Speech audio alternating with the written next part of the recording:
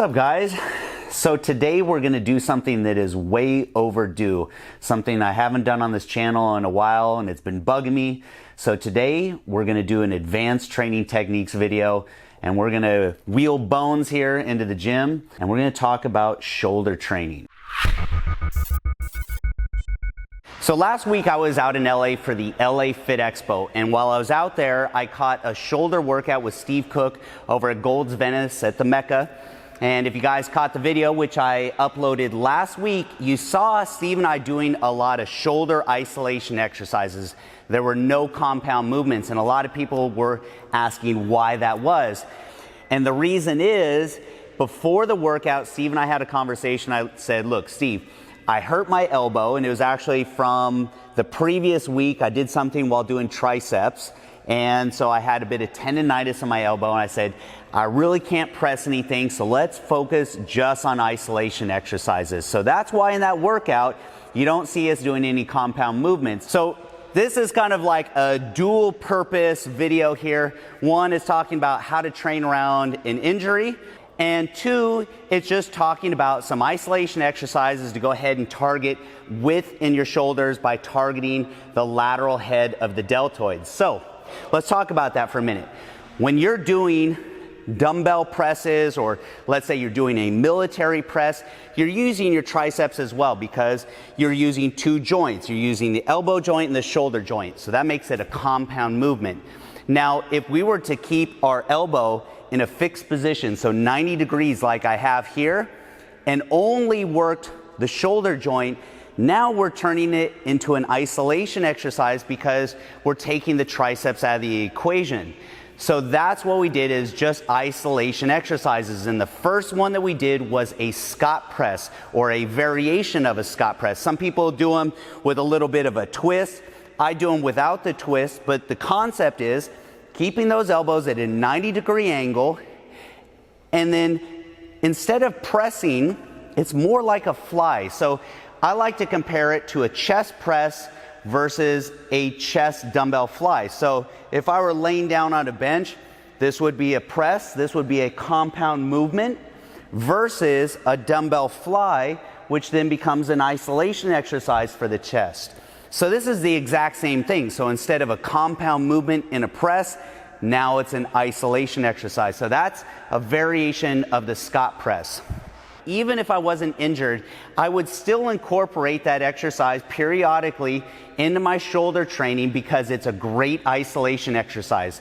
Now, the key to doing it is doing them light. Remember, if you're doing heavy dumbbell presses, that means you're engaging a lot of your triceps, and depending on your body position, if you're kind of leaning back a little, maybe arching your back, you're also engaging even some of your upper chest as well.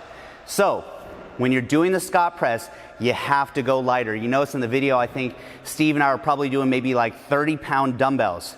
So that's tip number one when doing the Scot press. Make sure you go nice and light. Tip number two, make sure you keep those elbows in a 90-degree position, and instead of thinking about pressing, think about an arch. So it's just like this. So pinky's up at the top and bringing it down, so it's almost like a little quarter circle, almost like if you were making a snow angel. So that's a variation of the Scot press.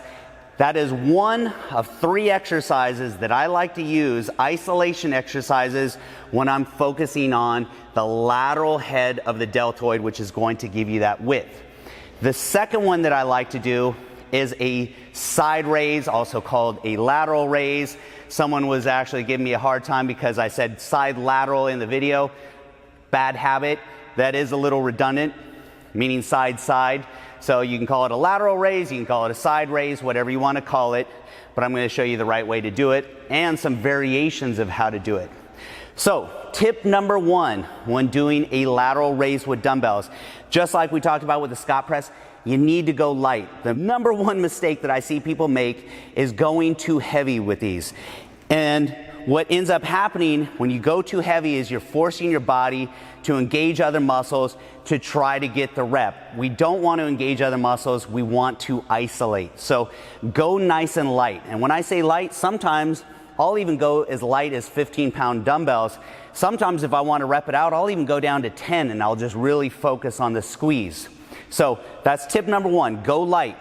Tip number 2, here's what I want you to think about. Instead of coming up, I want you to think about going out. When you squeeze up, you end up engaging a lot of your traps. We don't want to engage our traps here, so don't think about bringing those dumbbells up. Think about bringing them out. Some people even say, imagine if you're going to throw them out to the sides. So, nice and light, squeeze out. Tip number 3, there is no resistance from here to here. When you're using dumbbells, you're only resisting gravity. That doesn't kick in till about here. So this is where I like to start and stop so I have constant tension the entire time. So this is my starting position, squeeze out, bring it back here, and as I stop here, I'm keeping tension on the muscle the entire time. I'm not resting, and I'm not allowing myself to use momentum down here to swing the weight up. So keep tension the whole time. That's going to force you to go lighter. You're going to find that you can't go heavier and keep that weight here this entire time. Here, this allows you to build a lot of speed and a lot of momentum to sling that weight up. We don't want to do that. So those are my tips for doing a side raise the right way. Now there's 3 variations. You see Steve and I do one of those variations, and that's with pinkies up.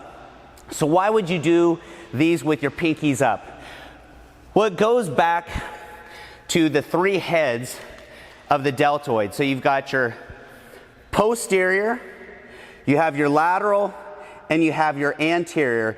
And it goes back to length tension relationship, which we covered a long time ago in some of the early advanced training technique videos.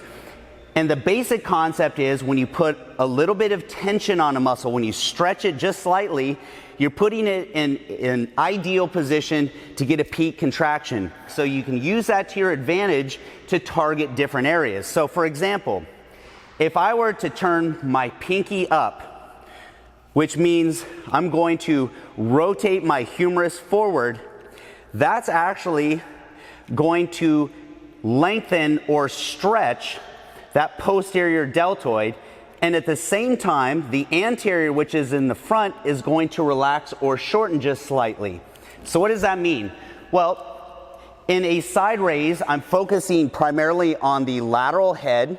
That's to build that width that we talked about. But if I turn those pinkies up, like we just said, that's going to stretch the posterior head just slightly and put more tension there on the back and engage a little bit of your posterior deltoid. So if you want to target the posterior or the back of your deltoid along with the lateral head, you want to go pinkies up. Now, if you keep them in a neutral position, that's variation number 2, that's going to focus still mainly just on the lateral head.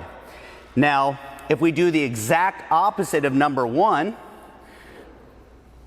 so we've got our anterior delt, and if we rotate backwards, meaning sticking our thumb upward like that, we are now putting tension on the anterior delt, relaxing the posterior slightly. So now it's a lateral head emphasis with a little bit of anterior. So if you want to focus on the side and the rear, turn your pinkies up. If you want to focus on the side and the front, turn your thumbs up. So there's 3 variations right there of a lateral raise. Matter of fact, you can make that a little mini workout in itself. So you could do, say, 21s. So you would do, say, 7 to the side in a neutral position, 7 with your thumbs up, and 7 with your pinkies up.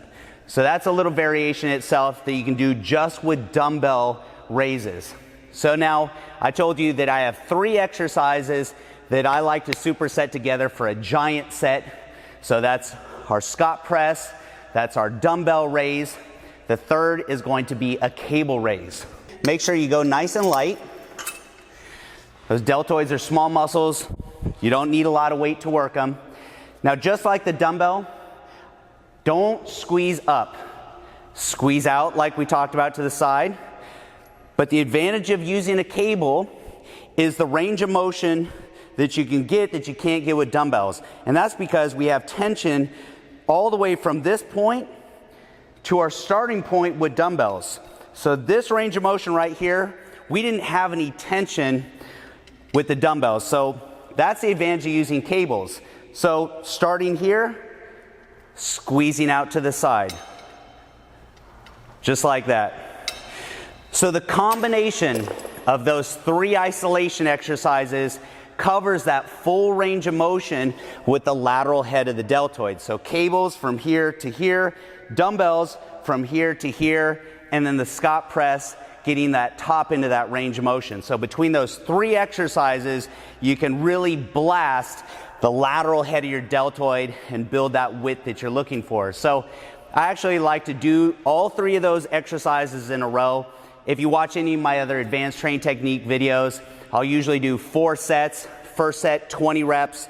My second and third set, I do heavier weight, 10 reps, followed by a 4th set using my original weight, and I usually end up finishing off about 15 reps. So I'll do that exact same rep strategy, but I'll superset those 3 exercises together for one giant set, and that's when I'm really just trying to blast the lateral head and build that width I'm looking for. And that's what I've been doing over the last month as I get ready to compete here in Columbus, Ohio at the Arnold.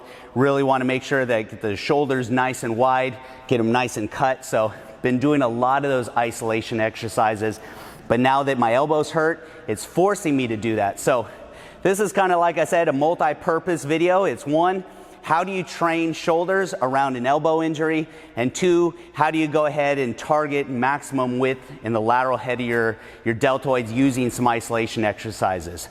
Now, I'll say this though, when possible, so meaning when I don't have an injury, I always like to mix compound movements with isolation exercises.